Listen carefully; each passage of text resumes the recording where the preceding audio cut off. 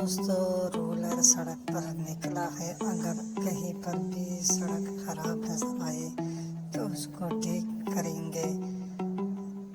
अभी चल रहा है, अभी रास्ते में एक खड्डा आ गया, इसको ठीक करेंगे दोस्तों।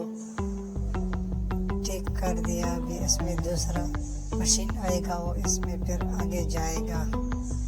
फिर ये दूसरे मंजिल की तरफ चलने लगा है। अभी चल रहा है, आगे एक और खड़ा आएगा, फिर उसको ठीक करेंगे।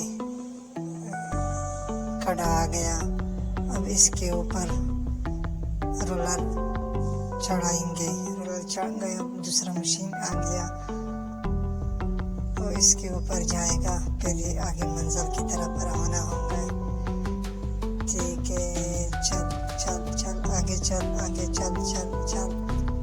आगे एक और आएगा, आगे चल चल चल। आगे एक दूसरा खड्डा आ गया, इसके ऊपर चढ़ेगा, ठीक कर देगा। दोस्तों, आप लोगों से मेरी गुजारिश है कि मेरे चैनल को सब्सक्राइब करो और बेल आइकन के बटन को दबाओ ताकि हमारे